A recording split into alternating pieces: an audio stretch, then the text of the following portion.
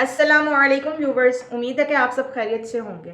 آپ کی دینوی اور روحانی رہنمائی کے لیے ہم بڑی کوشش سے پروگرام مرتب کرتے ہیں۔ اس کی حوصلہ افزائی اور ترویج کے لیے ضروری ہے کہ آپ بھی اس چینل کو سبسکرائب، لائک اور شیئر ضرور کریں اور صدقہ جاریہ میں شامل ہو جائیں۔ آئیے اپنے پروگرام کا آغاز کرتے ہیں۔ السلام علیکم ڈاکٹر صاحب۔ وعلیکم السلام ورحمۃ اللہ وبرکاتہ۔ کیا حال ہے آپ کا؟ اللہ کا کرم ہے۔ اچھا ڈاکٹر صاحب، ایک ویور نے پوچھا ہے کہ پاکستان کا نظام بڑی بری طرح ناکامی کا شکار دکھائی دیتا ہے۔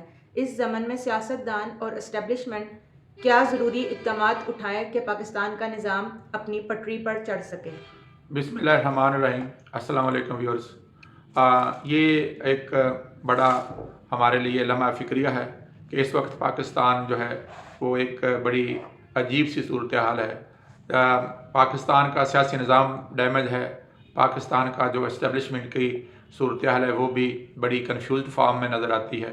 معیشت ہے تو وہ سنبھال نہیں پا رہی، اور حکومت نام کی کوئی چیز ہمیں دکھائی نہیں دیتی۔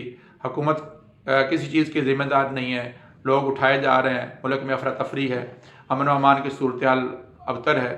اور ایسے حالات میں اگر ہم دیکھیں تو ہمیں یہ آج ایک دن کی پیداوار دکھائی نہیں دیتا۔ بیٹا یہ ایک بڑی لمبی داستان ہے، جیسے وہ جنرل باجوہ صاحب نے کہا تھا کہ یہ 75 سالوں کی غلطیاں ہیں۔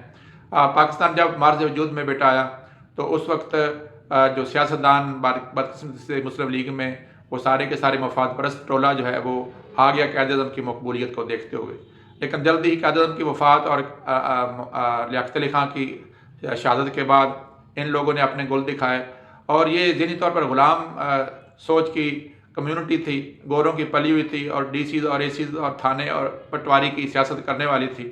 تو ان لوگوں نے اسی مادے میں آ کے ان لوگوں کو اپنے سر پہ بیٹا چڑھا لیا، اور اسی دوران پاکستان کے حالات قادیانی مسئلے کی وجہ سے 2-3 دفعہ خراب ہوئے، تو اس وقت پاکستان کی ملٹری جو ہے وہ بھی انوالو ہوئی، اور اس طرح سے یہ چلتے چلتے پاکستان میں 58 میں مارشل لا لگ گیا، اور ایوب خان کی حکومت قائم ہونے کے بعد ملٹری بیوروکریسی کا بھی کردار اس میں آ گیا۔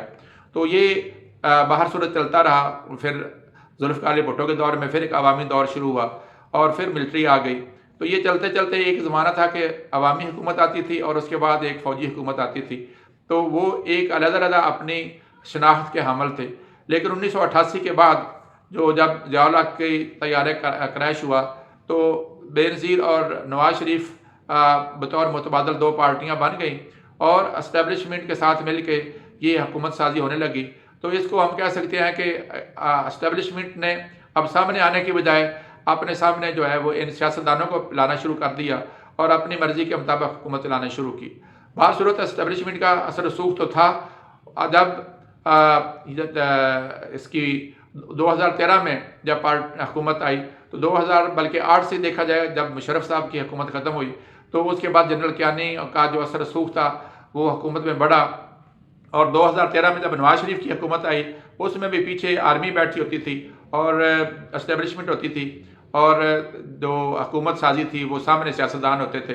لیکن یہ اثر رسوخ جو ہے جناب عمران خان کے دور میں تھوڑا سا اور بڑھا، اور عمران خان کے دور کے بعد جب یہ جو پی ڈی ایم کی گورنمنٹ آئی پھر تو صریح طور پر یہ نظر آیا کہ پاکستان کی مقتدرہ جو ہے اسٹیبلشمنٹ جو ہے سارے فیصلے اور سارے معاملات وہی کر رہی ہے، اور یہ سیاستدان صرف دورے اور ملک کو لوٹنے اور ملک کے اثاثے اور اپنے مقدمے ختم کرانے کے چکروں میں پڑ گئے، اور بعد میں اسٹیبلشمنٹ نے محسوس کیا کہ سارے مفادات تو یہ سیاستدان اٹھا رہے ہیں، مقدمے اپنے یہی ختم کرا رہے ہیں، اور بدنامی جو ہے ساری اسٹیبلشمنٹ کے نام پہ ہو رہی ہے۔ چنانچہ اب جب یہ نگران حکومتیں قائم ہوئیں تو اسٹیبلشمنٹ نے وہ جو ڈالر جو ہے وہ 180 سے 345 پر چلا گیا تھا اس کو واپس اب آج کل 180-85 کے رینج میں 280-85 کے رینج میں لے کر آیا ہے۔ تو یہ وہ سیاسی حکومت نہیں کر سکی، لہٰذا اب میں سمجھتا ہوں کہ اسٹیبلشمنٹ میں بھی یہ احساس پیدا ہو چکا ہے کہ ان سے جو غلطیاں ہوئی ہیں ان کا مداوع کیا جائے، اور ادھر سیاستدانوں کے اندر بھی یہ ابھی تک احساس پیدا نہیں ہو رہا، ابھی تک وہ انسی کھینچا تانی میں لگے ہیں۔ پی ٹی آئی کو سپیس نہیں دیا جا رہا، اور پی پی اور نون لیگ جو ہے وہ اسٹیبلشمنٹ کو اپنا احساس دلا رہے ہیں کہ ہم سارے مسئلے حل کر لیں گے، آپ ہمیں اقتدار دیں۔ اور بدقسمتی یہ ہے کہ ابھی بھی مجھے نہیں لگتا کہ ان میں کوئی ابھی اس طرح کی فہم پیدا ہو رہی ہے۔ توقع کی جا سکتی ہے کہ اگر اس وقت اسٹیبلشمنٹ جو ہے وہ تمام پارٹیوں کو اپنے آزادانہ طور پر الیکشن میں حصہ لینے دے، اور اس کے بدلے میں جو حکومت پر سر اقتدار ہے اس کو تسلیم کر لیا جائے اور اس کو پورے طور پر کام کرنے دیا جائے. اور دوسرا اسٹیبلشمنٹ جو ہے اپنے آپ کو پیچھے کرے اور سیاستدانوں کو بھی بیٹا یہاں پر ذمہ داری بنتی ہے. جیسے اس وقت سب سے بڑا پاپولر لیڈر جو ہے وہ عمران خان ہے. میں سمجھتا ہوں ان کو بھی اسٹیبلشمنٹ کے ساتھ کچھ جو اقدامات لینے چاہیے, ان کو کچھ اعلانات کرنے چاہیے اور کچھ تحفظات دینے چاہیے کہ وہ آ کر کسی طرح کی انتقامی کارروائی نہیں کریں گے اور کس طرح سے اسٹیبلشمنٹ کے لیے اور بیوروکریٹس کے لیے برے حالات پیدا نہیں کریں گے.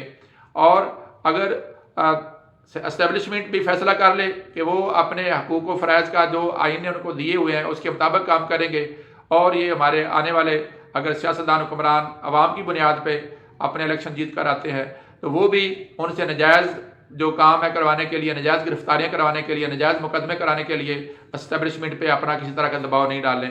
آج بہت بڑی ضرورت ہے بیٹا کہ اگر آپ پاکستان کو ترقی کی راہ پہ لے جانا چاہتے ہیں تو یہ حقیقتیں ہیں.